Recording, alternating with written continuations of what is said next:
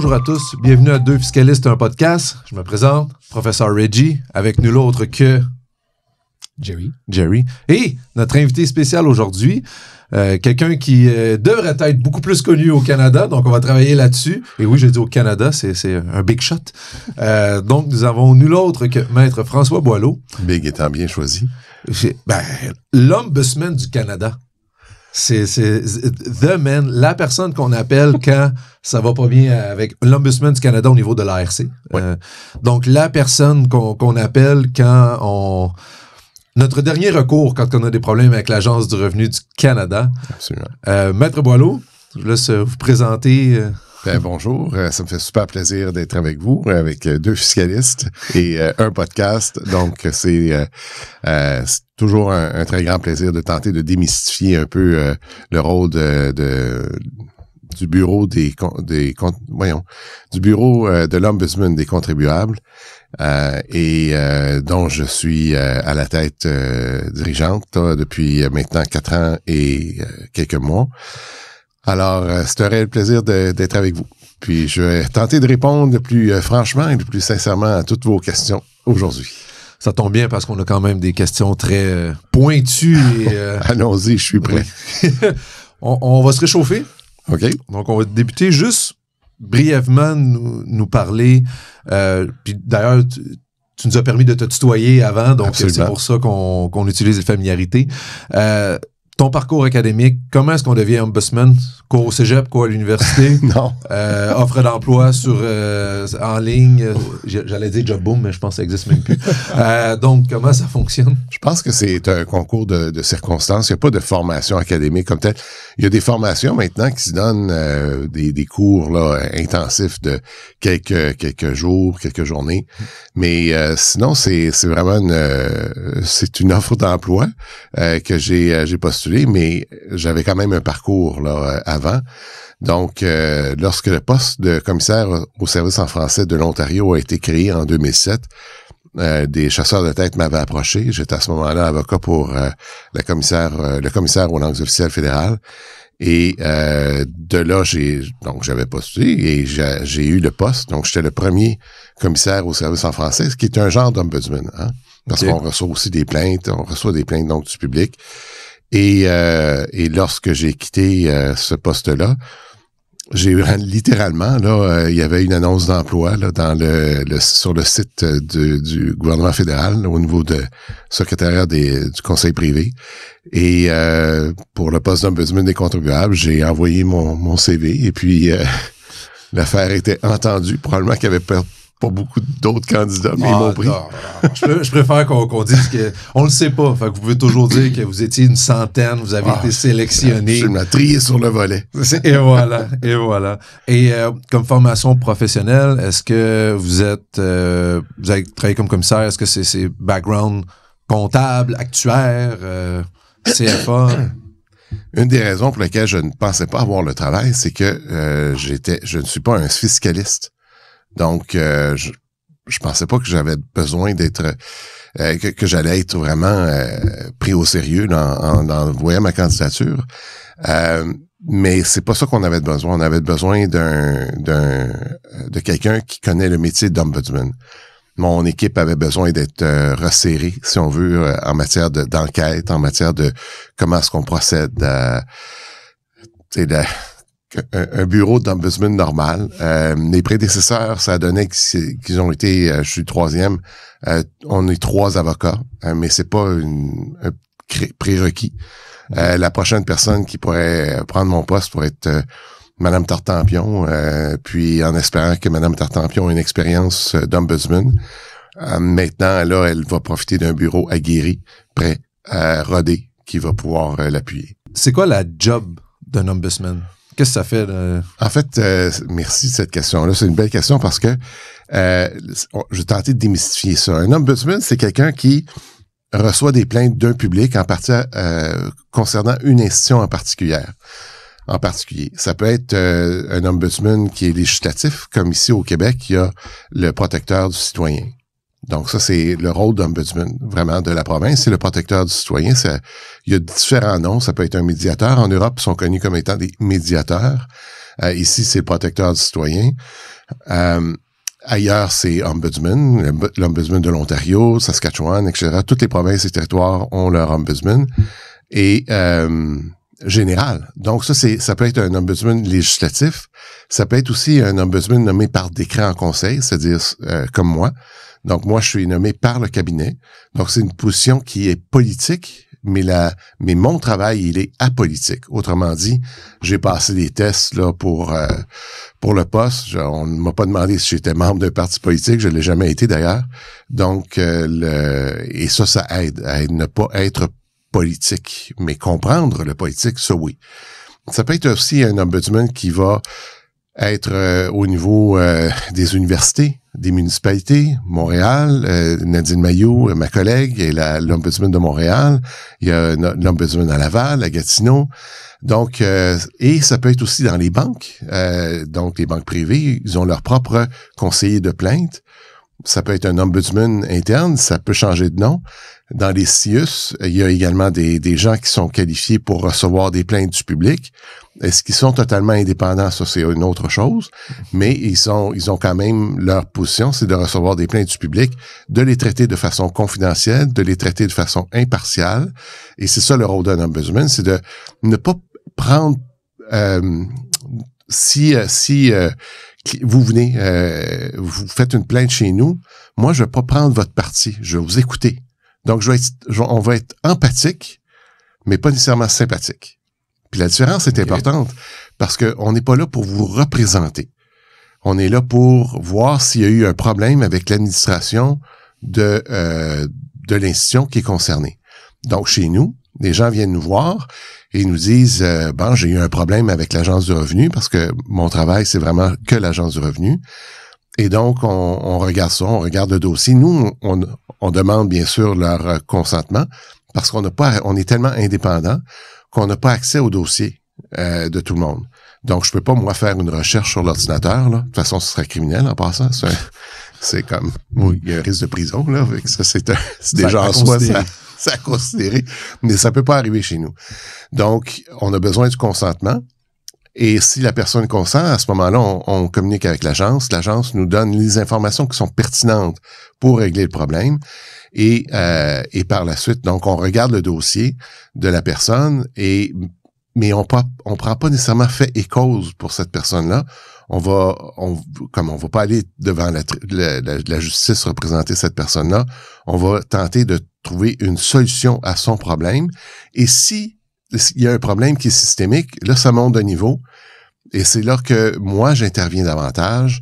Autrement dit, si on s'aperçoit qu'il y a des enjeux qui peuvent être ceux de d'autres personnes dans une même situation, surtout des populations à risque, des populations vulnérables, ben à ce moment-là, ça, c'est mon travail de voir si on devrait pas regarder ça sous une autre lorgnette et d'en faire une enquête systémique. Beaucoup d'éléments qui ont été dits ici.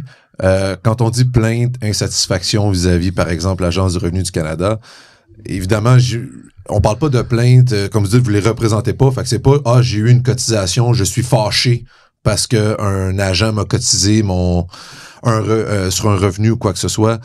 C'est vraiment plus, on parle ici d'un travail, là, si je fais une plainte au niveau, on va dire quoi, de l'attitude, du comportement? Ça peut venir de 3 ans. Il y a comme un triangle, le triangle de l'équité. Je vais l'expliquer très rapidement. Oui, allez-y. Mais le triangle de l'équité fait en sorte qu'on peut recevoir des plaintes de 3 côtés à la fois, ou juste de 2 côtés, ou de 1 côté. Alors, ce triangle-là, un des côtés, ça peut être relationnel. Donc, ce que vous venez de décrire, c'est-à-dire que j'ai contacté l'agence, j'ai attendu pendant 4 heures, j'ai été coupé. Ça, c'est assez courant. Ça, je peux vous dire, ça m'est arrivé. Oui. Je sais pas si ça, je peux témoigner. Mais je peux vous envoyer aussi une liste de fiscalistes à qui c'est arrivé. Mais parfait, ça, n'est un. Donc, ça peut être relationnel. Ça peut être aussi, lorsque j'ai réussi à parler à quelqu'un, il était bête, la personne m'a raccroché la ligne au nez, il m'a crié après, avant d'avoir raccroché. Et donc, là, ça, c'est le côté, donc, de la façon dont vous avez été traité. Vous n'avez pas reçu un service qui est à la hauteur des attentes de tout citoyen canadien qui paye, hein, dans le fond, là, les agents avec leurs taxes, donc qui s'attendent à recevoir un service approprié. juste sur ça, là, un petit aparté en passant, nous, on a accès aux enregistrements des conversations. Puis de temps en temps, on s'aperçoit que quand on écoute les conversations, c'est peut-être pas toujours la personne de l'agence qui a été impolie, qui a manqué de patience, puis que... Hein? Oui, à notre défense, on a attendu 4 heures. Oui. Bon, d'accord. Ça peut être aussi procédural. Donc, c'est un autre volet. Donc, ça peut être parallèle à ça. Hein? C'est parce que j'ai un dossier, j'ai été cotisé, puis je comprends pas, parce que j'avais envoyé par télécopieur le document X qui prouvait que j'étais rendu là. Alors, pourquoi est-ce que quand j'ai été cotisé, ça n'a pas été pris en considération? Nous, on regarde le dossier, on voit sur quelle analyse, quels critères s'est basé l'agent qui a monté son dossier. Puis on pourrait s'apercevoir qu'effectivement, on dirait que le document en question n'a pas été pris en considération. Et nous, on va dire à l'agence, nous vous recommandons de refaire votre travail. Donc, on va pas leur dire, voici comment la personne devrait être cotisée, avec quel chiffre, le montant. Ça, il y a des étages complets de gens à l'agence qui font ça. Nous, avec nos ressources, on n'est pas là, mais on est là pour leur dire, il y a eu un bris au niveau des procédures, refaites votre travail, puis si ça a lieu, excusez-vous aussi auprès du client.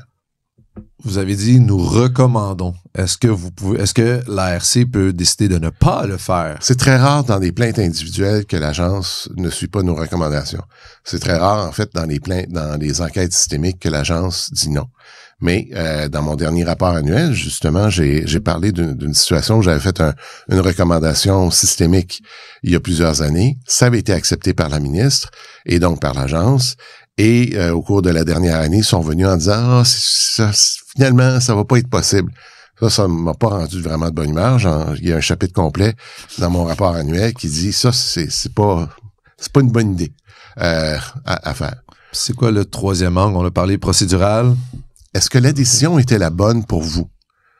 Est-ce qu'on a pris en considération votre situation à vous?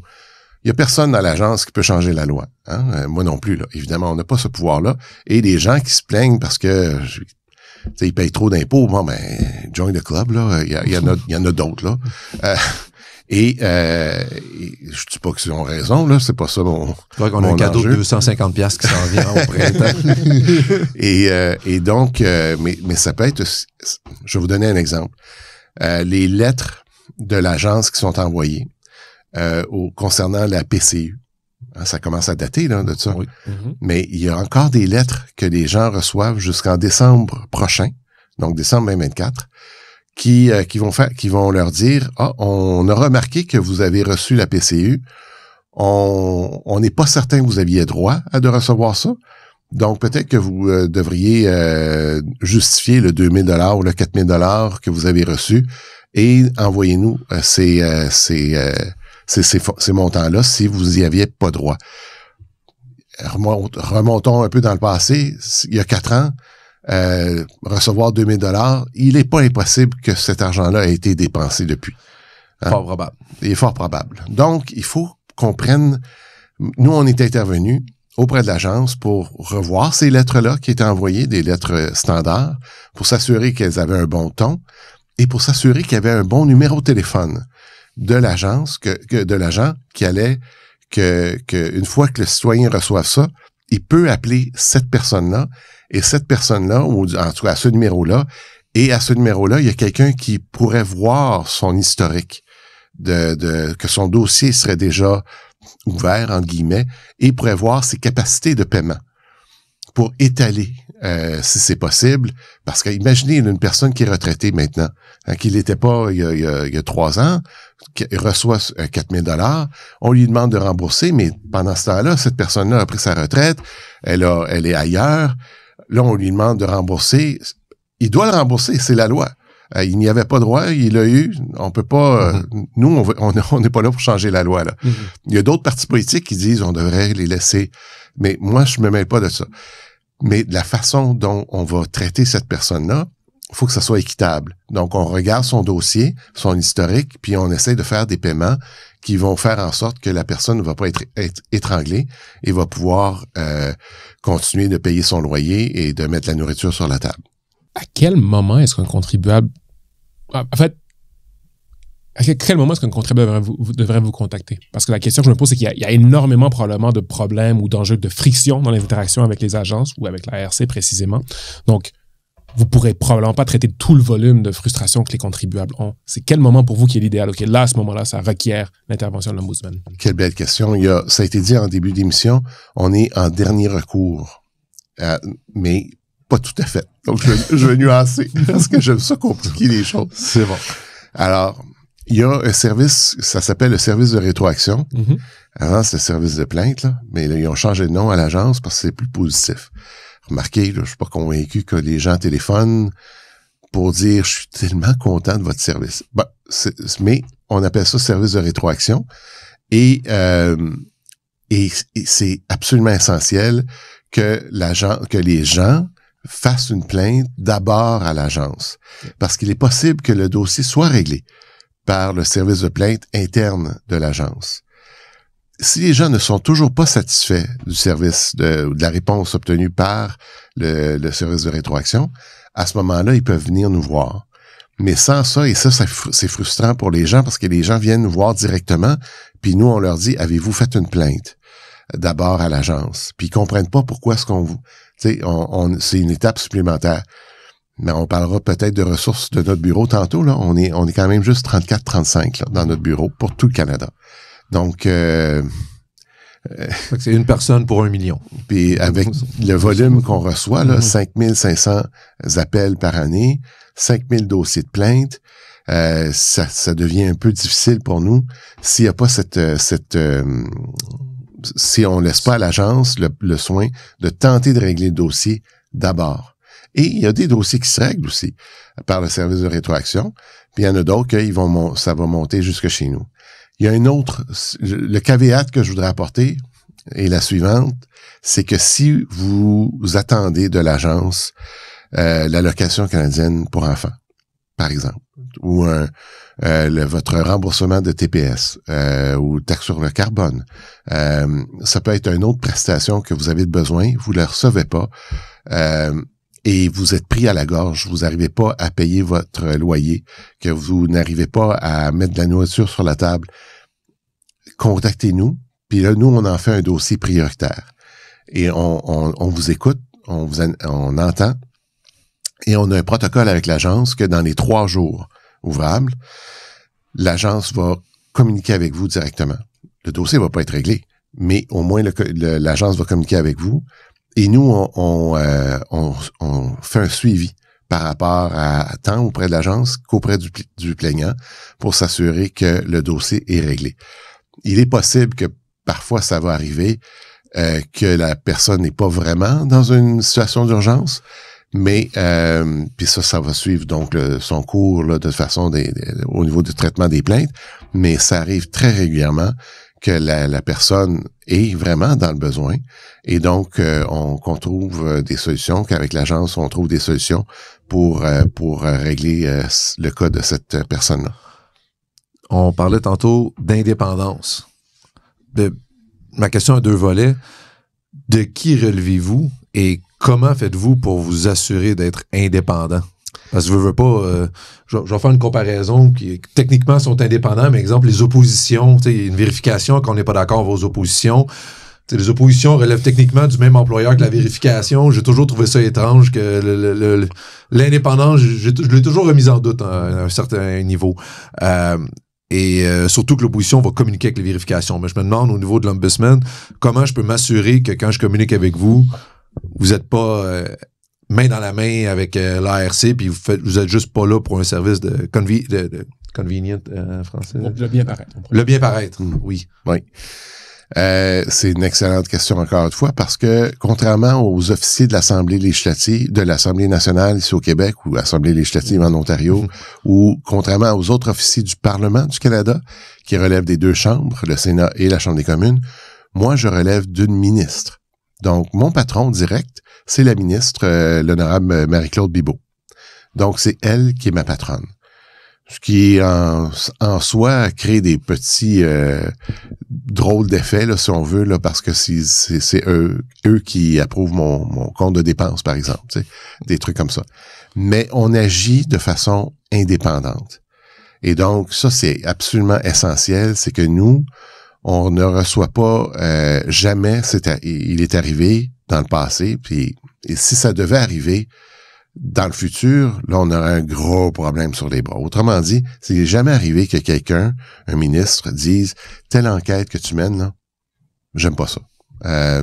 Tasse-la, arrête-la. » Ça, si ça devait arriver, ça arrive tout le temps, qu'ils disent « Oh, on n'est pas content. » Ça, c'est correct. Oui, il y a une différence entre dire « Je suis pas confortable » et de dire « Arrête ça. » C'est ça. Donc ça n'arrive pas. Alors, et si ça devait arriver, là, on aurait un problème de démocratie majeur, et je pense que ça pourrait intéresser les médias d'information, mais on n'est pas là. Donc, les enquêtes, c'est pas la ministre qui vous donne... Hey, j'aimerais ça que tu enquêtes sur ça, vu qu'elle, ça vient pas de elle, les enquêtes. Là. Les enquêtes ne viennent pas de elle, mais elle peut me demander d'enquêter sur quelque chose. Oui, elle peut suggérer un sujet, mais vous avez le droit de faire vos propres enquêtes. Exemple, je vous amenais aujourd'hui j'en ai pas malheureusement, je vous amenais un cas systémique très, très grave. Vous pourrez dire, Reggie, laisse-moi revenir au bureau, j'envoie ça dans mon équipe, puis si vraiment il y a quelque chose, on va déclencher une enquête, ça vient d'un contribuable, ça pourrait arriver. Mais c'est arrivé. Ah, OK, bon. Dans le cours de mon mandat, il y a un soir que la ministre m'a téléphoné pour me dire, demain, j'annonce publiquement que je te charge d'une enquête. Et lorsqu'elle m'a dit le sujet, j'ai raccroché, puis je me suis tapé la tête sur un mur en me disant, boy, wow, comment je vais la faire, celle-là. OK. Parce que je pense pas avoir des ressources, mais deux, je ne pense pas avoir tous les pouvoirs pour mener à bien cette enquête-là. Est-ce que vous avez le droit de dire, est-ce que tu as le droit de dire l'enquête? Oh, oui, absolument. Tout a été rendu public. C'est l'enquête sur Charité bien ordonnée, là. C'est une enquête qui, le mandat était de voir s'il y avait des allégations, s'il y avait de la discrimination systémique contre des organismes de bienfaisance de confession musulmane. Ouais, je l'ai vu dans les nouvelles. En soi, c'est assez complexe. Hein? C'est très délicat comme sujet. C'est très délicat. Puis quand la ministre m'a mandaté ça, c'est, comme je vous ai dit, est-ce que j'ai les ressources? Puis est-ce que j'ai surtout le pouvoir? Donc, j'ai fait une danse pendant à peu près 8 mois avec les avocats de Revenu Canada et le reste de l'agence pour voir qu'est-ce que je pourrais faire comme enquête. Et finalement, on est arrivé à la conclusion que je savais déjà au départ, c'est-à-dire que il ne me laissait pas avoir accès, en raison de l'article 241 de la loi sur l'impôt, il ne me laissait pas avoir un accès aléatoire et anonyme au dossier. Mm-hmm. Donc, il fallait que j'aille le consentement de chacun des plaignants. Ou chacun des organismes. C'est impossible d'avoir un échantillon représentatif. J'avais pas d'échantillon représentatif. Je pouvais pas comparer des pommes et des oranges, là, des pommes avec des pommes, des oranges avec des oranges. J'avais donc des oui-dire d'organismes, mais je n'avais pas la possibilité que même ces dossiers-là, de leur dossier, je pouvais pas aller dedans. Ça, c'est de un. Puis je pouvais pas les comparer avec d'autres dossiers. Donc, je pouvais pas voir s'il y avait effectivement on est sous écoute. C'est ça, lui aussi est tombé. En plus, c'est la loi qui vient de tomber. Mais je veux juste préciser, c'est pas l'ARC qui restreignait de l'information, qui ne voulait pas vous en donner. C'est juste comprendre, c'est que vous aviez besoin de l'autorisation des organismes pour accéder à leur dossier. Donc, c'est que ça devenait une tâche extrêmement complexe de dire, il fallait contacter chacun des organismes, dire, hey, je veux accéder à ton dossier pour faire une enquête, voir telle enquête, voir s'il y a eu un problème ou quoi que ce soit, ou si tous les droits ont été respectés. Donc, c'est une charge extrêmement lourde. Fait que je suis sûr que le monde pense pas comme, et voilà, l'ARC a bloqué l'info. C'est pas ça. C'est pas ça. C'est vraiment l'accès à l'information, vu que c'est une information confidentielle, une vérification. Il faut obtenir toutes les autorisations. Et là, c'est de parcours de combattant, là. C'est impossible. On en a reçu juste une. Et même quand on a reçu ce dossier-là, il était lourdement caviardé par l'agence, en raison de protection de renseignements confidentiels de tierces parties et aussi de renseignements de sécurité nationale. Donc, puis moi, je ne pouvais... Et aussi de renseignements concernant des stratégies. Donc, qu'est-ce que je peux faire avec ça, moi? Pas grand-chose que je peux faire. Et je veux juste nuancer, l'agence ne nous a pas effectivement mis des bâtons dans les roues sciemment, sauf que leurs avocats, c'est les miens. Alors, quand on parlait d'indépendance de mon bureau, moi, je n'ai pas cette indépendance-là d'avoir mes propres avocats. Donc, mes avocats sont ceux du gouvernement du Canada, qui représentent également l'Agence du revenu du Canada. Ce qui est un peu, Donc, pour moi, là. Les avocats, il n'y a pas d'opinion indépendante. Je n'ai pas d'opinion indépendante. Évidemment, Justice Canada va prétendre, mais non, mais on est indépendant, on voici l'état du droit, mais moi-même, comme avocat, j'ai plaidé souvent dans ma vie contre. Donc, je sais qu'il y a un autre point de vue possible. Peut-être qu'il n'y en aurait pas eu, mais avoir eu au moins la possibilité d'analyser l'article 241 avec mes propres avocats m'aurait sécurisé là, dans ma pensée que, OK, on pouvait pas vraiment avoir accès à ces dossiers-là. Mais je ne saurais pas parce que je ne pouvais pas. Il aurait fallu que je les paye de ma poche. Puis toujours bien limite. Donc, alors, ça, c'est une petite nuance. Si un cabinet vous aura offert de faire cet examen gratuit, tout d'un coup, s'il y en a un qui nous écoute, il pourra... Peut-être à ce moment-là.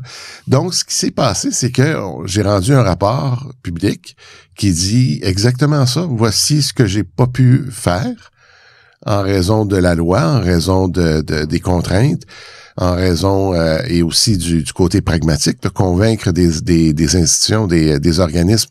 Hey, laissez-nous avoir accès à votre dossier, mais craignez rien là. C'est rare que quelqu'un va juste dire oui, faites une enquête sur mon dossier, ça me fait plaisir. Alors, c'est plutôt rare. Donc, on est sorti public avec une seule recommandation finalement. Et là, je vais aller peut-être un peu plus loin pour le bénéfice de vous deux, parce que ça reste juste entre nous deux. Oui, bien sûr, tout à fait. Il y a personne qui nous écoute et qui nous regarde. Il y avait même un certain étonnement dans la position politique en me disant oui, mais on t'a pas demandé de faire une enquête là comme telle. Puis je demandais, qu'est-ce que vous m'avez demandé de faire alors? Peut-être d'aller juste écouter qu'est-ce que les organismes avaient à dire, puis rapporter ça. Je dis ça, c'est le rôle d'un consultant. Mais c'est pas le rôle d'un ombudsman. Alors voilà. Et justement, on parlait de partis politiques. On sait pas qu'est-ce qui va se passer l'année prochaine, dans 2 ans, si on regardait le même parti politique. Combien de temps dure un mandat? Ça se renouvelle automatiquement? Est-ce que c'est le premier ministre qui vous bref, non, on a dit que c'était pas le premier ministre qui vous nomme, mais un changement de gouvernement peut-il automatiquement signifier un changement d'ombudsman? Non. Donc, mon mandat, il est pour 5 ans. Dans le décret en conseil, ça peut varier. J'ai des collègues que c'est écrit différemment. Ça peut être 5 ans renouvelables. Par exemple, l'ombudsman à la Défense nationale, l'ombudsman pour les vétérans, il y a l'ombudsman pour les victimes de crimes de guerre, les crimes au niveau fédéral, les crimes fédéraux. Il y en a d'autres aussi. On peut pas toutes les nommer. Non, c'est ça. On n'est pas si nombreux que ça, en fait. Fait étonnant, fun fact, il n'y a pas d'ombudsman pour le Canada, pour le fédéral, comme généraliste. Contrairement à d'autres pays, la plupart des autres pays industrialisés, là, où il y a un ombudsman en charge des plaintes des citoyens. Donc, si vous téléphonez à Service Canada, il n'y a pas d'ombudsman pour analyser vos plaintes. Il y a une plainte, une procédure interne, là, mais il n'y a pas d'ombudsman. Il n'y a pas d'ombudsman à IRCC, Immigration, Réfugiés, Citoyenneté Canada ou Emploi et Développement social Canada. Donc, quand on Google plainte gouvernement du Canada, les gens, ils tombent chez nous. OK, fait que vous recevez aussi des plaintes pour quelque chose qui n'a pas rapport. Vous dites, écoutez, pas de bon service. C'est pour ça qu'on a beaucoup d'appels, mais que c'est pas toutes des plaintes. Parce qu'on essaie d'aiguillonner les gens vers les bons services. Mais pour répondre à votre question initiale, donc c'est un mandat, pour moi, c'est un mandat de 5 ans non renouvelable. Et je ne suis pas... je peux être congédié, mais pour cause. Donc, il faudrait que je fasse des choses là. C'est ça, fraude, etc. Exactement. Donc, je peux survivre à un changement de gouvernement comme tel. Si le cas échéant, si ça arrive. Mais ça arrivera, ça va être serré parce que mon mandat se termine en octobre 2025. OK. Est-ce que vous avez un droit de veto sur le prochain? Non. Pouvez-vous décider qui est le prochain? Non, absolument pas. Ouais. Absolument pas. C'est un processus qui est vraiment normé. C'est un processus, comme je l'ai dit, c'est habituellement, là, c'est un processus où on applique sur le site du gouvernement du Canada et on passe les entrevues, tests, etc. pour obtenir le poste. Mais le choix, il est politique. Parce que c'est à la fin de la journée, c'est le cabinet qui décide, donc c'est l'ensemble des ministres, sur recommandation de la ministre ou du ministre du Revenu. Donc, c'est un choix qui est politique pareil, même si la personne, elle est apolitique. Mm-hmm. J'ai été nommé par le politique. Et moi, je souhaiterais que le prochain ou la prochaine soit vraiment bilingue. Évidemment. Parce que je pense que ça va de soi, là, au Canada, là, en 2024, là, qu'on ait un ombudsman des contribuables qui soit complètement bilingue. Mon travail se fait littéralement tous les jours dans les deux langues. Donc, c'est impératif. Et que ce soit un mandat non renouvelable, parce que j'ai pas de problème avec ça, mais qui soit de 7 ans. Parce qu'avec un mandat de 7 ans, tu as vraiment le temps de rentrer dans les dossiers, de faire une différence sans trop te tanner. Et de l'inverse, de l'autre côté, si t'es juste pas bon, ben c'est quand même juste 7 ans. Si pour le gouvernement, là. Pour cause d'incompétence n'est pas une cause acceptable. Non, c'est ça. Si on peut rentrer dans les sujets plus chauds maintenant, les vraies questions. On a fini la période préliminaire. Oh, on est réchauffé. On rentre dans les vraies questions, là. Je te laisse aller, Jerry, comme ça, s'il y a un problème, l'ARC va aller vers toi. Ah, OK. En ce moment, quelles sont les enquêtes que vous avez en cours? J'ai 2 enquêtes systémiques qui sont en cours. Il y en a une qui... en fait, les deux vont vous intéresser d'une certaine façon. Okay. Mais la première, ça concerne l'allocation canadienne pour enfants, okay, pour les résidents temporaires. Donc, une fois qu'on est résident temporaire, mm-hmm, au bout de 18 mois, on peut recevoir l'ACE.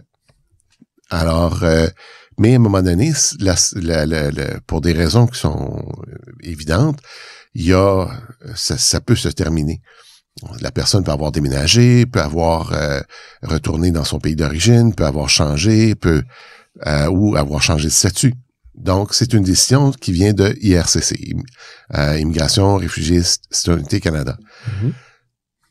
Sauf que, par le temps que IRCC prend sa décision et la transmette à l'Agence du revenu, il est possible que quelqu'un ne sache pas que qu'il y a une date d'expiration sur la CE. Et la personne... Elle reçoit l'ACE, ça peut être une mère monoparentale avec 2 enfants à la maison ou 3. Elle reçoit l'ACE, elle dépend de cette prestation-là. C'est une prestation qui est extrêmement importante pour des milliers de familles au Canada. Et elle reçoit cette prestation-là et du jour au lendemain, sans qu'on la prévienne, elle ne reçoit plus la prestation. Donc moi, j'ai reçu une seule plainte d'un individu dans cette situation-là. Et on a regardé ça, parce que c'était la première fois qu'on était confronté, on connaît pas tout là dans notre bureau. Donc, on a regardé la situation, on a réglé la situation pour cette dame-là. Elle a reçu le retour, donc le rétablissement de l'ACE. Et on s'est aperçu que ça prend 14 semaines, et là, ça a été changé à 18 semaines pendant le cours de l'enquête, ce qui les aide pas bien gros. Donc, ça prend 18 semaines de traitement d'un dossier avant qu'on reprenne, qu'on l'envoie de ces fonds-là. C'est rétroactif. Mais pendant toutes ces semaines-là, elle ne peut pas payer son loyer. Elle ne peut pas, si elle dépend vraiment de la CE, elle ne peut pas mettre de la nourriture sur la table. C'est un problème. Puis nous, on a regardé ça, on s'est dit, mais attendez, là, y a-tu d'autres personnes qui peuvent être dans la même situation et qui ne feront jamais de plainte? Parce que ce sont des résidents temporaires. Mais je faut avoir le culot, là, pour se plaindre dans un nouveau pays, là. je suis sûr de comprendre. Donc, quelqu'un qui a réussi, c'est après 18 mois que la personne peut avoir droit à son... Fait qu'il faut qu'elle soit temporaire pendant au moins 18 mois pour avoir droit à son premier chèque d'allocation canadienne pour enfants. Ensuite, elle la reçoit et si son statut change, normalement, il y aurait toujours droit, mais vu que le statut a changé, ça a été coupé. Je pense d'avoir bien compris la chronologie. Le statut peut avoir changé, mais de deux façons. Le statut peut être résident permanent ou ça peut être que la personne, elle a changé de pays, elle a déménagé. Dans ce cas-là, il n'y a plus droit. Elle n'a plus droit. OK, c'est ça. Je suis sûr que c'était pas... C'est normal que l'agence coupe à un moment donné. Oui. C'est comme on n'en veut pas à l'agence de juste se dire, à un moment donné, on ne veut pas non plus payer quelqu'un qui est retourné dans son pays ou qui a quitté le Canada. Si on n'habite pas au Canada. C'est ça. Mais on va quand même payer pendant une certaine période de temps. Mais ça, c'est une autre affaire. C'est ça, le 14 à 18 semaines? Non, même pas. La personne pourrait avoir quitté et continuer de recevoir les chèques pareil. Ça, c'est plus problématique. Ça, c'est problématique, mais c'est un autre sujet que je m'en suis pas mêlé. OK, mais j'aimerais ça savoir qui traite ça, parce que je me dis... ça pourrait intéresser la vérificatrice générale. C'est parce que clairement, un petit courriel, ça peut se faire comme telle personne n'est plus là, même automatiquement, la personne a déménagé, on coupe le mais si j'ai bien compris, paiement. C'est dû au délai entre le moment où Immigration Canada... on reçoit l'information et le moment où est-ce qu'ils avisent l'Agence du revenu du Canada. C'est ça. Ce délai-là fait en sorte que, il peut y avoir ça peut prendre 18 semaines maintenant. Donc, nous, on a travaillé, quand on a décidé d'enquêter, nous, on a accès à l'Agence du revenu. Ça, c'est pas un problème parce que je relève mais pas de IRCC. Donc, j'ai mis des gants blancs, et j'ai demandé moi-même, j'ai écrit une lettre au ministre Miller pour lui dire, voici la situation, on aimerait votre collaboration pour pouvoir enquêter. Il m'a répondu par lettre, absolument. Il m'a donné le nom d'une fonctionnaire très haut placée avec laquelle on a pu travailler. Puis on est en train de voir des solutions. Je ne peux pas en dire davantage, mais il y a des belles pistes qui s'en viennent prochainement. Je suis un peu idiot, fait que je vais reposer la question. Parce que 18 semaines, il y a quelque chose que là, j'ai comme compris. À partir du moment que l'IRCC sait que la personne, par exemple, a déménagé ou que son statut a changé, elle transmet l'information. Parce qu'au début, ce que je comprenais, c'est que ça avait, l'exemple, la plainte que vous aviez eue, l'allocation avait terminé et ça a pris 18 semaines avant que la personne puisse revoir les fonds rétroactivement. 14 semaines à l'époque. 14 semaines. Ouais. Sauf que là, la dernière information que je viens de comprendre, c'est que non, avant que l'IRCC transmette à l'ARC, ça peut prendre 14 semaines, donc la personne continue d'être payée pendant ce temps-là. Fait que je suis sûr, le 14-18 semaines. Avait arrêté. Non, le paiement avait arrêté. C'est ça, fait que le temps que... Et pour le rétablir, ça peut prendre 14 semaines. 14 semaines, parfait. Mais le temps que l'IRCC transfère à l'ARC, est-ce qu'on sait en moyenne à peu près c'est combien de temps? C'est ça, c'est là de 18 semaines. Mais le paiement avait déjà arrêté. Parce que sur l'agence peut pas savoir d'elle-même, là. Alors, il y a comme une date d'expiration au début quand on reçoit. OK, c'est ça, la date d'expiration est au début. Quand on commence à recevoir la CE, c'est écrit en quelque part, en filigrane, là, ça va cesser à telle date. Mais c'est rare que les gens se souviennent de ça, ou se réfèrent à cette lettre de départ-là. Et donc, à un moment donné, la contribution arrête, puis ils savent pas pourquoi. Puis là, ils font des appels. Parce que c'est... Puis là, le IRCC devait avoir communiqué, parce qu'eux disent, exemple, je sais pas ce que les vrais chiffres, mais l'allocation, tu vas y avoir droit pendant 12 mois. Et là, si la personne déménage à l'intérieur de ce 12 mois-là, l'IRCC va prendre 18 semaines à communiquer, donc la personne va continuer d'être payée même si elle n'est plus là. Mais à l'inverse, quelqu'un qui reste ici, par exemple, 20 mois, plus de 12 mois, mais que l'IRCC n'a pas communiqué que son statut avait changé, qu'il est rendu permanente, ça arrête après 12 mois, et là, bingo. Il faut refaire. Parce que 18 semaines, c'est quand même 4 mois, là. C'est en tant que... Quelqu'un dans le besoin, c'est... Quelqu'un dans le besoin, puis il veut pas, ça prend un propriétaire compréhensif. Il faut comprendre que l'ARC travaille beaucoup en silo. D'ailleurs, la plupart des ministères fédéraux travaillent en silo, mais que pour les citoyens, ils parlent au gouvernement du Canada, là. Donc, de leur demander de parler à IRCC, puis là, de dire, oui, mais vous avez pas parlé à l'agence aussi. Oui, mais attendez, là. Je suis quand même parlé au gouvernement du Canada, donc pouvez-vous, vous parler? Fait qu'on travaille là-dessus. Je vous dirais que je reviens aux appels qu'on fait à l'ARC. À l'intérieur même de l'ARC, ils ont de la misère à communiquer. Là, vous voulez qu'ils communiquent avec d'autres services? On va renouveler votre mandat parce que vous êtes assis là pour un petit bout. Là. Non, il y a quelque chose qui s'en vient. Vous avez parlé d'une deuxième enquête. La deuxième, mais celle-là est beaucoup plus publique. Donc, vos auditeurs, auditrices vont peut-être la savoir sur la question des fiducies simples. Bear Trust, comme on dit en anglais. Trust, oui. Donc, sur la question des fiducies simples, on a constaté, comme tout le monde, qu'il y avait eu une communication à 3 jours au mois de mars, le 28 mars, la date limite pour cotiser pour 2023. C'était 22. C'était 22? 2022. Parce que, ouais, c'était pour 22. Oui. 2023. Non, 2023, donc c'est pour 2022. C'était le 1er mai. Mm-hmm. Et là, à 3 jours de la fin, on se dit, finalement, il n'y aura pas de pénalité il n'y aura pas de conséquences si vous ne cotisez, si vous ne remplissez pas le T3 pour le formulaire pour l'annexe de déclaration de renseignement pour les fiducies Bear Trust. Pour les fiducies simples. Et là, ça n'a pas rendu heureux du monde. Il y a beaucoup de firmes comptables qui avaient déjà investi temps et argent pour former des gens, pour essayer de répondre à ces questions-là, qui étaient complexes. Quand on regarde la loi, c'est en lien encore, la loi n'a pas changé en ce moment. Donc, c'était très complexe. On savait pas qui était Bear Trust, qui était une fiducie simple ou non. Est-ce que c'est un parent qui cautionne l'hypothèque de leur enfant? Est-ce qu'ils deviennent eux-mêmes des fiducies simples? Et si oui, ils doivent donc remplir la déclaration T3. Il y a beaucoup de questions qui restaient en suspens. Nous, on s'est pas mêlé du fond de la législation, mais c'est au niveau de la communication qu'on s'est dit, est-ce que on a partant du principe que nul n'est censé ignorer la loi, là, tout le monde connaît ça, mais en même temps, s'il y a des changements législatifs aussi importants puis que c'est pas clair, que je pourrais être affecté, est-ce que ça a été bien communiqué? Et l'agence, et donc on a décidé de faire une enquête là-dessus. L'agence, évidemment, a dit, bien beau au jeu de dire, oui, mais attendez, là, on n'est pas tout seul là-dedans. Il y a Finance. C'est Finance qui décide des politiques fiscales canadiennes. Okay. Nous, on est les partenaires pour danser le tango, là, mais on est là pour, tu sais, le lead, là, c'est Finance. Qu'à cela ne tienne, on a pris notre petit courage, puis on regarde vraiment cette question-là, comment est-ce qu'on peut améliorer la situation. Puis là aussi, je pense qu'on a des pistes prometteurs qui s'en viennent.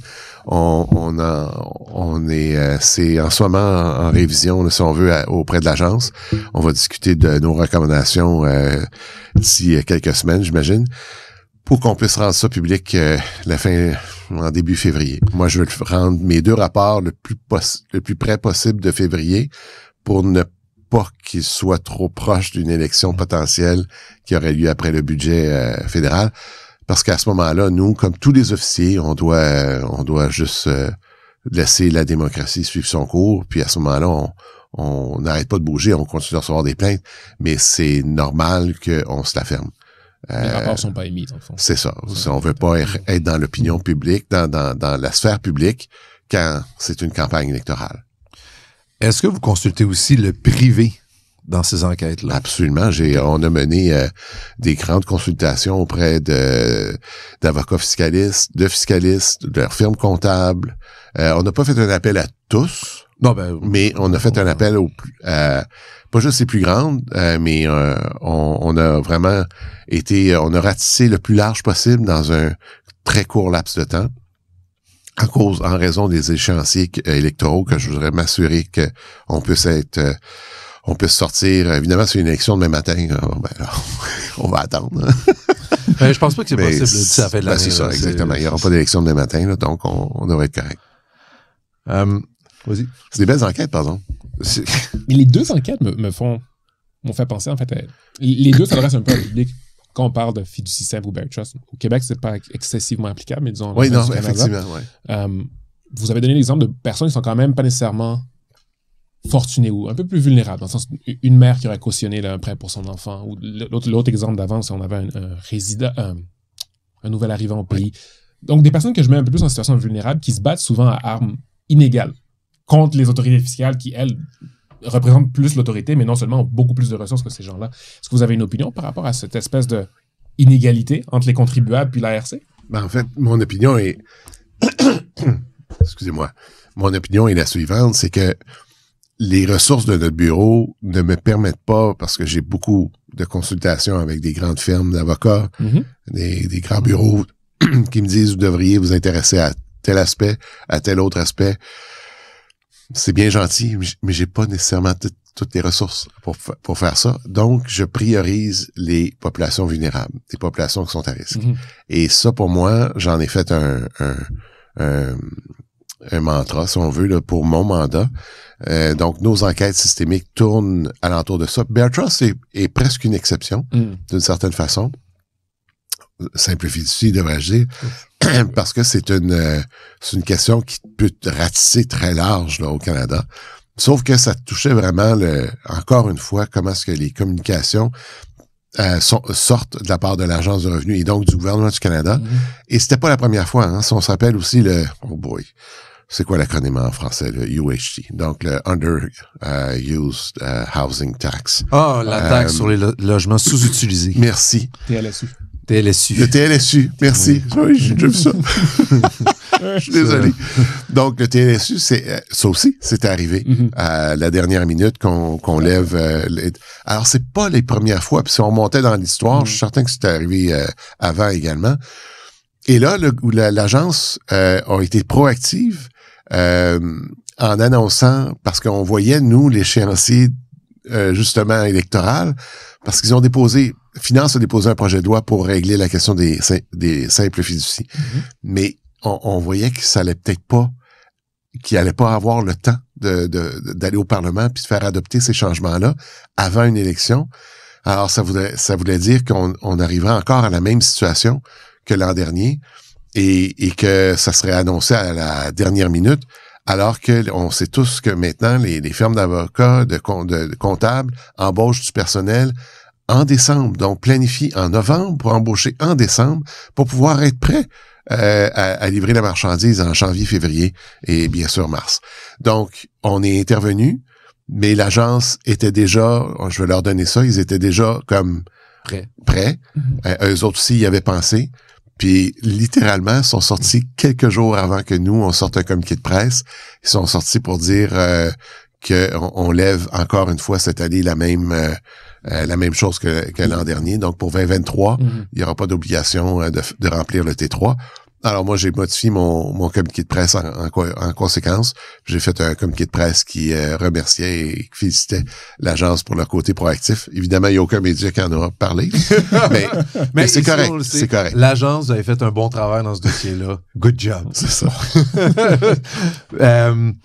Et justement, comment vous gérez ça? Parce que on s'était déjà parlé avant, puis il y avait un sujet qui t'apportait très, très à cœur, notamment, encore là, les populations vulnérables, la production des déclarations de revenus pour qu'ils aient droit à tous les allègements fiscaux qui existent. Je sais que tu travailles beaucoup là-dessus. Il y a d'autres choses qui sont tombées sur ta planche de... Planche à dessin. Planche à dessin, oui. Je sais pas, j'avais planche de pain, en fait, mais bref, planche à dessin. Comment ça se passe avec les ressources limitées que tu as? Comment ça va? Ça va quand même assez bien pour rapport à ce dossier-là parce que je le garde proche de moi. Puis j'ai aussi 3 membres de l'équipe qui est dans différentes fonctions. Là. J'ai une équipe de communication, une équipe d'enquêteurs qui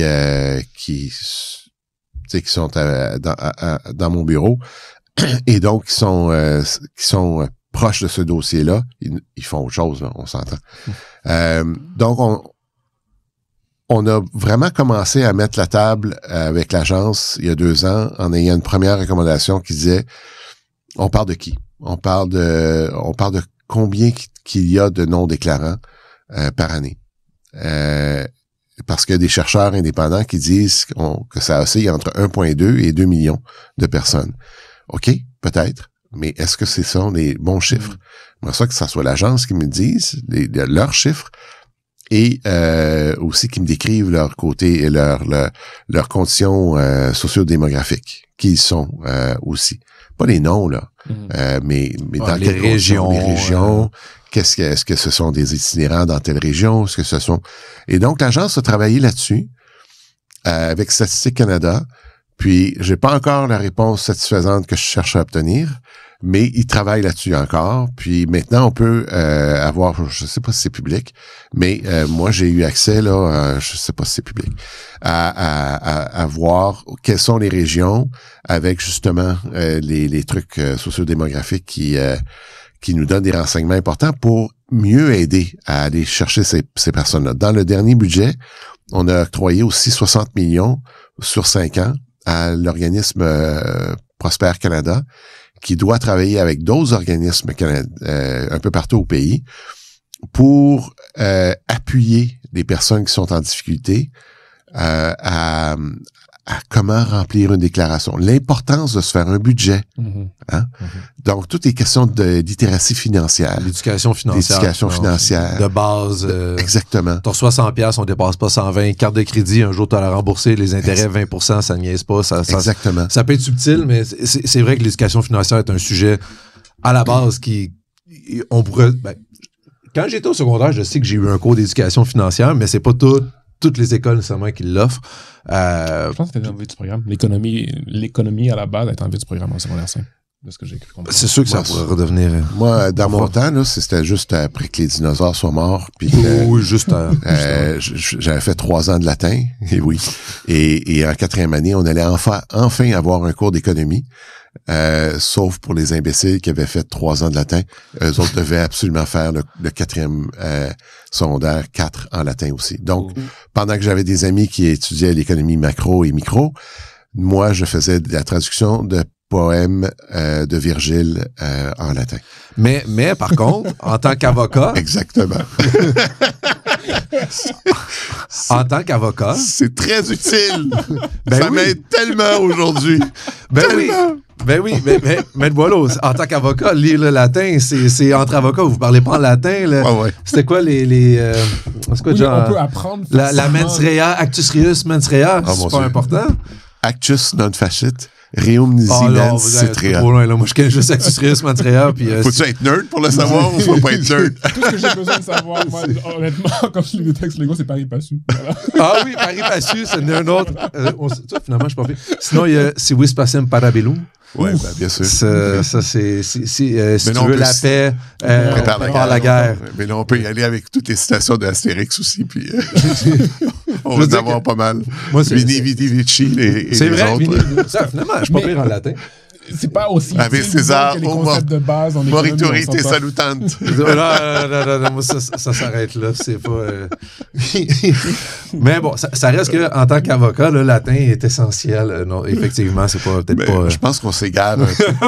Il nous reste 10 minutes. On va recentrer. On va recentrer. Bon, retournons sur votre... Ce numéro d'humour vous a été présenté par... Maître Boileau.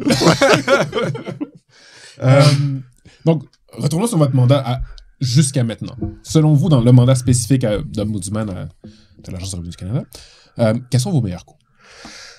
En fait, de me porter, de mettre beaucoup d'emphase sur les populations vulnérables, pour moi, ça, c'est un bon coup parce que je prépare mon dernier rapport annuel, puis là, vraiment, on est plus corsé dans la question du... Vous partez après. On peut vraiment dire ce qu'on pense. Ouais. Donc, ça c'est je pense que c'est un bon coup. La question aussi des communications. On a beaucoup travaillé auprès de l'agence pour qu'ils améliorent leur communication avec les citoyens, qu'ils soient le plus... qu'on ait de l'information qui soit en amont plutôt qu'en aval. Puis que l'information soit de meilleure qualité au départ. Mais si on prend le site Internet de l'Agence du revenu, vous allez trouver des milliers de pages. Et souvent, vous allez prendre un sujet, vous allez les fouiller, vous allez regarder ce sujet-là, vous descendez la colonne, puis à la fin, ça vous en renvoie à quelqu'un d'autre, à une autre page. Vous allez à l'autre page qui vous lisez, puis vous renvoie à la page initiale. C'est la Maison des Fous. Donc, encore pour citer du Astérix. Et ça, il y a encore beaucoup de travail à faire là. Okay. Ça demeure un aspect qui est moins réussi pour l'instant, mais j'ai espoir que on s'en va vers ça. Dans les meilleurs coups, je pense que c'est l'équipe. J'ai solidifié l'équipe de beaucoup. On a resserré le mandat de beaucoup de formation, beaucoup d'enseignement là pour les gens de l'équipe. On n'a pas lésiné là-dessus. Ils ont tous reçu des cours extensifs d'ombudsman et pour bien comprendre leur métier, qui est pas un métier facile en passant. Enquêteur, c'est une chose, mais quand on est agent d'accueil, là, les gens qui téléphonent sont pas tous de bonne humeur. Hein? Donc, c'est rare. Là, alors, c'est des amener à vraiment, pour les gens de chez nous, à comprendre leur métier, à être empathique, mais pas sympathique, etc. Puis vraiment d'être à l'écoute des citoyens. Donc ça, on a beaucoup resserré là-dessus. J'ai doublé l'équipe systémique également. Donc, j'ai eu accès à des ressources qui sont toutes des ressources qui sont temporaires. Puis en ce moment, il y a beaucoup de coupures à l'agence, énormément, et au gouvernement du Canada. Donc, nous, on a réussi à ne pas obtenir trop de coupures, mais j'ai des choix qui sont difficiles à faire au niveau interne. Moins de rencontres à l'extérieur d'Ottawa. Mon bureau est à Ottawa. Donc, limiter davantage, là, y aller avec l'essentiel. Question sensible, puis je pense qu'on a oublié de l'aborder un peu plus tôt. Quelqu'un qui vous contacte, quel est le délai? Bon. Si tu veux, on peut dire qu'il reste plus de temps. On tombe dans les moins bons coups. Je vais... Donc, c'est la fin de l'épisode d'aujourd'hui. On a été transparent avec le public canadien. Ben, on apprécie ça, parce que je sais que c'est pas une question facile, je sais que c'est pas une réponse que vous appréciez donner. Mais... Les gens m'envoient, moi, des courriels sur mon... ils sont ratoureux, là, puis ils trouvent mon courriel. Je les transfère à mon équipe, puis des fois, je rajoute, je dis, ils vont pas être contents, les autres, parce que c'est les délais, malheureusement... comme je l'ai dit tantôt, à moins que ça soit urgent, puis que là, c'est une situation qui va se régler, qui va être transférée à l'Agence du revenu dans les 3 jours ouvrables. Sinon, si les gens font appel à notre bureau, il est écrit on a une bannière sur notre site Internet qu'on prévient qu'en ce moment, là, comme là je peux dire, on est rendu en septembre, la première semaine de septembre. Donc, toutes les plaintes qui viennent après septembre, sachez que nous, on passe ceux qui sont arrivés là avant septembre, la première semaine de septembre, en priorité. Puis on est rendu à la première semaine de septembre. Avant, on faisait, on faisait pas ça parce que on était dans nos délais. Mais depuis quelques années, on a tellement été vus, entendus par d'autres, qu'on est un peu victime, d'une certaine façon, de notre succès. Il y a des gens qui font affaire avec notre bureau, et c'est légitime, là, évidemment. C'est pas le problème des citoyens. Je vous invite à continuer de faire des plaintes chez nous, mais en même temps, sachez qu'on accuse un retard inacceptable. Mais je peux pas donner des supplémentaires par-dessus supplémentaires. De toute façon, on peut plus. Nous apprécions énormément ta franchise. Et à ta défense, parce que là, j'étais un peu mis sur spot, mais à ta défense, est-ce que tu es capable de nous donner une image, à peu près, une estimation depuis que tu es arrivé? Donc, depuis, je sais que tu es beaucoup plus présent, justement, d'inciter les gens de se plaindre, d'expliquer quel est ton travail, etc. Le nombre de plaintes a explosé. Fait que les gens sont plus à l'aise. Fait qu'on parle de combien de plaintes de plus comparativement, exemple, je sais pas, à quand tu es arrivé? Versus... J'ai un tableau là-dessus dans mon dernier rapport annuel. Il me semble qu'on avait mis ça sur les 5 dernières années. Exact. Donc, mais c'est parce que si on regarde dans les dernières années, ce qui a faussé un peu la donne, c'est la pandémie. Parce qu'en raison de la pandémie, on recevait beaucoup, beaucoup de plaintes. On s'était fait voir plus. On recevait des plaintes, puis il y avait beaucoup de plaintes de validation. D'ailleurs, ça, c'est un heureux problème qu'on a réglé. Donc, les gens téléphonaient puis disaient je n'ai pas accès, contrairement à la vérificatrice générale qui disait qu'il y a eu trop de dépenses. Nous, on disait on voyait ça de l'autre côté de la même lentille, en disant mais il y a du monde qui n'ont pas eu accès à des programmes de prestations parce qu'ils n'étaient pas capables de valider leur propre identité. Où ça prenait trop de temps, puis on envoyait ça par la poste. Et donc, ça prenait des semaines et des semaines de traitement. Ça prenait des mois, en fait, pour juste une question simple de valider qui vous êtes, que ce soit sur mondossier.ca, puis après ça, de valider auprès de l'agence de revenus. Donc, nous, on avait fait une recommandation pour dire, est-ce qu'on pourrait maintenant avoir un système qui fait en sorte que la même journée, on puisse obtenir une validation de qui on est auprès de l'agence pour pouvoir accéder à mondossier.ca, pour pouvoir avoir accès aux prestations auxquelles on a droit, etc.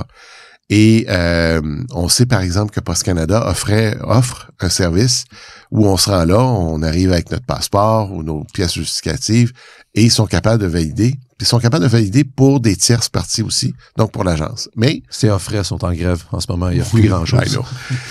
Donc, mais là, de toute façon, l'agence a développé son propre système et on peut maintenant, avec son téléphone, envoyer des documents permis de conduire, passeport, etc. et valider le même jour, puis obtenir donc le fameux code là, qui nous permet de rentrer dans nos dossiers. Ça, c'est maintenant, il n'y a plus de temps d'attente. Donc ça, c'est une chose qu'on a... Faut juste faire attention à ce que... Envoyez pas ça, par contre, à n'importe qui. Assurez-vous que c'est le bon numéro, oui, là, parce que ça, c'est l'autre problème des gens qui... La RC, on l'a vu dans les nouvelles ces temps-ci. Changez aussi, là, changez vos mots de passe, s'il vous plaît, parce que le nom de votre enfant, là, n'importe qui va sur Facebook, là, puis on va le trouver assez facilement. Donc... ça, il avait montré justement que les gens, quand ils se posaient des questions sur Facebook, comme, OK, sondage, quel est mon film préféré, les gens répondent tout à ça sans réaliser que sont en train de répondre à toutes les questions secrètes quand tu as perdu ton mot de passe et que les hackers, c'est ce qu'ils utilisent. Et ici, je vais me permettre un jugement. On vise particulièrement les personnes de 50 ans et plus parce que c'est probablement eux. C'est plus nos parents qui vont aller répondre à toutes ces questions-là. Répète, je t'ai pas entendu! Laisse-moi enlever mon dentier! Fait que faites attention, répondez pas à ces affaires-là sur Facebook et Instagram et tout. Donc, comment est-ce qu'on se quitter? Attends, le nombre de plaintes, je vais quand même en 2021, mais là, on était en pandémie. Fait qu'on avait pris 4582 appels. L'an dernier, c'était 6036. Et au niveau des... ça, c'est... Au niveau des appels, je cherche pour les plaintes. Oui, les plaintes. Non, demande de renseignement. En 2019, 1414. C'est ça que j'ai fait. En 2019, c'était 1415, pardon. Puis en 2023-2024, c'était 4561. C'est quand même, on a triplé le nombre de demandes. 150% le nombre d'appels qui ont été pris. Au niveau des plaintes, voyez-vous, c'était 1500 en 2019-2020. Là, ça fait un bond vertigineux pendant la pandémie à 3500. Et là, c'est revenu à 2833 en 2023-2024. Fait que ça a doublé. Mais c'est normal à un moment donné que les délais, ça fait, mais pour 24-25, ça fait déjà 3 mois qu'on a excédé les chiffres de l'an passé. Fait qu'on va s'en aller vers un 3-4 000. On s'en va vers l'année, le pic de la pandémie, on s'en va vers celle-là. Fait que c'est quand même, ça a triplé. Donc, soyez, s'il vous plaît, patients avec le bureau de l'Ombudsman. Il travaille pour nous. Et clairement, vous êtes impliqués. J'ai eu l'opportunité de vous rencontrer dans plusieurs événements et je sais que vous prenez votre travail à cœur et que vous voulez vraiment aider les contribuables. Effectivement, on doit se laisser. Merci beaucoup, Maître Boileau, encore une fois pour votre franchise. Je sais pas votre franchise. Je sais pas qui va être votre remplaçant dans 1 an, 1 an et demi. J'espère vraiment que la personne va accepter de venir nous parler aussi puis nous faire un suivi. Mais bref, merci pour tout. Puis c'était vraiment, vous avez été un livre ouvert, vous avez répondu à toutes les questions, vous n'êtes pas caché. C'est super apprécié de mon côté. Jerry, le petit mot de la fin. Merci aussi pour le travail que vous faites pour les contribuables. Honnêtement, c'est excessivement apprécié. On le voit beaucoup. Puis votre penchant sur les contribuables un peu plus vulnérables, c'est un des éléments que j'ai réalisé beaucoup dans ma pratique. Ils n'ont pas nécessairement les moyens d'engager les professionnels. C'est bien qu'il y ait quelqu'un de leur bord. Merci. C'est mon plaisir. C'est tout naturel. Puis avec deux professionnels aussi avenants que vous êtes, aussi engageants, et qui vous avez pas un travail qui est facile là, de démocratiser la loi sur l'impôt auprès de tout le monde, c'est pas simple là. Alors je vous encourage vivement à continuer. C'est un réel plaisir d'être avec vous aujourd'hui. Une belle chance pour moi. Donc, merci à tous pour votre temps. Puis sur ça, on se dit à la prochaine fois.